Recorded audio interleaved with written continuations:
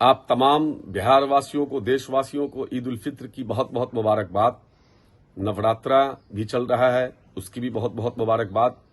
साथियों, आप जान रहे हैं कि आज के दिन बहुत ही स्याह काला कानून आज पार्लियामेंट में पेश होने वाला है और एक बहुत ही खतरनाक बिल है।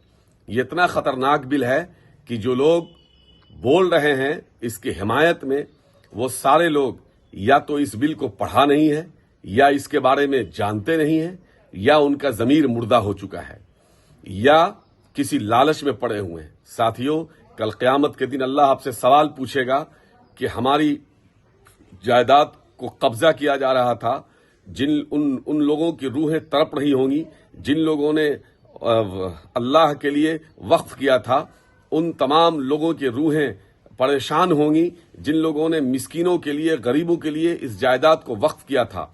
उन तमाम लोगों की आह लगेगी जो लोग आज इसकी हिमायत में खड़े हैं। तरह तरह की दलीलें दी जा रही हैं। मुझे ये समझ में नहीं आ रहा है कि जिसकी जमीन है उससे पूछा ही नहीं जा रहा है, और ये पॉलिटिकल पार्टी के लोग, जीतन राम मांझी जैसे लोगों ने इतना घटिया बयान दिया है, संजय झा जी ने इतना घटिया बयान दिया है, या और भी चिराग पासवान जी हो, चाहे अन्य पार्टी के लोग हो, या भाजपाई लोग हों, शाहनवाज साहब हो, या सब लोग जिस तरह का घटिया बयान दे रहे हैं, इस काले कानून को लाने का तो दर्द मुझे है ही है, लेकिन उससे भी ज्यादा और दर्द होता है जब ये लोग इस तरह का घटिया बयान देते हैं तो चुभता है। आखिर क्यों? अब सवाल यह है कि जो स्टेक होल्डर हैं उनसे राय मशवरा किया जाए। जब जेपीसी में ये जो बिल गया था और जेपीसी की बैठक हुई थी, मैं अपनी पार्टी की तरफ से नुमाइंदगी करने गया था। मुझे फख्र है कि हमारे नेता तेजस्वी यादव जी, लालू जी ने बहुत मजबूती से, मैं जब वहां पहुंचा, मेरे पहुंचने से पहले रास्ते भर में 3 बार फोन आया कि अपनी मजबूती से रखिएगा बात को, इसको किसी तरह पास नहीं होने देना है। जब मैं पहुंचा, मैंने अपनी पार्टी के पक्ष को मजबूती से रखा और मैंने ये महसूस किया कि ये खाना पूरी के लिए लोगों को बुलाया गया था। वहां जो स्टेक होल्डर नहीं थे उनकी तादाद ज्यादा थी और सरकार के द्वारा वैसे लोगों को मैनेज करके बुलाया गया था, और मैंने ये महसूस किया कि जो स्टेक होल्डर थे जिनको बुलाया गया खाना पूरी के लिए, किसी को बोलने नहीं दिया जा रहा था। सिर्फ यूं ही खाना पूरी के लिए लोगों को पता चला कि एक मीटिंग हुई, अंदर में कोई बोलने नहीं दिया जा रहा था। जो अगर बोलने की कोशिश करता था उसको चेयरमैन के द्वारा बैठा दिया जाता था कि बस हो गया, टाइम नहीं है, टाइम नहीं है। तो साथियों, बड़ा ही खतरनाक बिल है, आप इसको समझिए। और एक बहुत बड़ी साजिश हो रही है कि ये मुसलमानों के लिए ये बहुत फायदे का बिल है और फलाना गरीब मुसलमान को फायदा होगा। अरे अल्लाह के बंदे, अगर आपको इतना ही फिक्र है तो आप इसको वापस ले लीजिए, हमारे स्टेक होल्डर से बात कीजिए, इसमें तरमीम कीजिए। आप जबरदस्ती क्यों किए हुए हैं? हमारी चीज है, हमारी जमीन है, और आप मुझसे बिना पूछे हमारी भलाई कर रहे हैं। हम नहीं मानते आपकी बात को। आप क्यों परेशान हैं? आप क्यों कह रहे हैं कि मैं उनके भलाई के लिए कर रहा हूं? अरे हम आपसे भलाई चाह नहीं रहे, इसमें आप जबरदस्ती भलाई कर रहे हैं। आप हमारी जमीन को कब्जा कर रहे हैं और कह रहे हैं मैं आपकी भलाई करना चाहता हूं। कल हमारी मसाजिद, हमारे मकातिब, हमारे मदारिस, हमारे खानकाहों पर कब्जा हो जाएगा। एक साजिश के तहत आप आरएसएस के लोगों को इसमें घुसा दोगे और घुसा करके इसमें गलत फैसले करवाओगे। इसलिए मैं आपको खबरदार करना चाहता हूं कि इस तरह का काला कानून ला करके आप हमारे जायदाद को, हमारी जमीन को आप हड़प नहीं सकते हैं। मैं नीतीश कुमार जी से कहना चाहता हूं, नीतीश कुमार जी, आपको ना आसमान वाला माफ करेगा ना जमीन वाला माफ करेगा।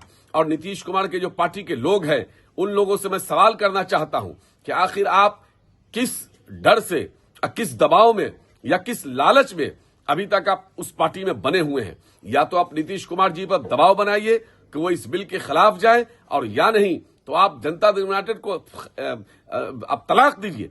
मैं सुन रहा था अशफाक करीम साहब जनता दल यूनाइटेड के बड़े लीडर हैं, क्या बेवकूफ बनाते हैं बिहार के लोगों को। राष्ट्रीय जनता दल ने आपको राज्यसभा बनाने का काम किया।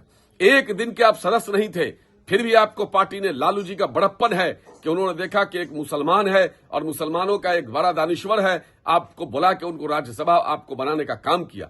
उसके बाद आपको जब लोकसभा का टिकट नहीं हो पाया, पार्टी ने काफी कोशिश की लेकिन वो सीट कांग्रेस को चली गई, आपको नहीं हो पाया, तो आपने पार्टी छोड़ दिया।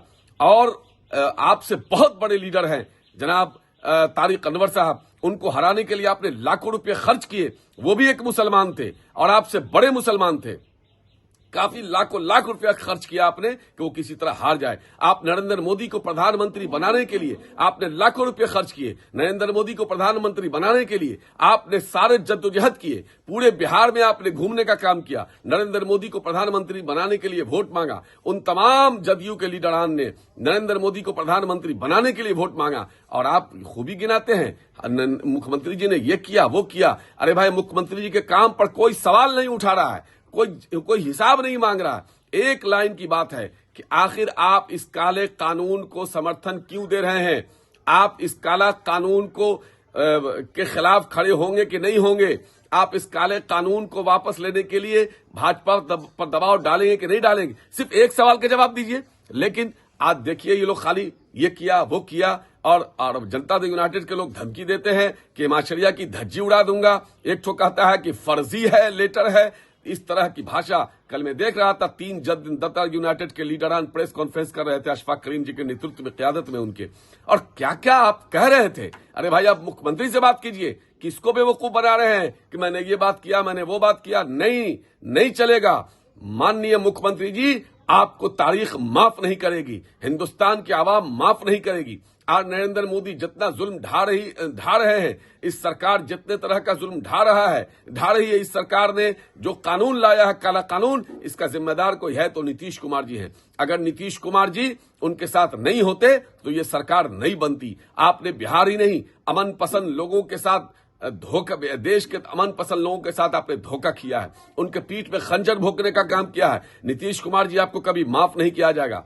इस मुल्क में अगर स्याह कलम से किसी का नाम लिखा जाएगा तो वो आपका नाम होगा। हिंदुस्तान की तारीख में इतना बड़ा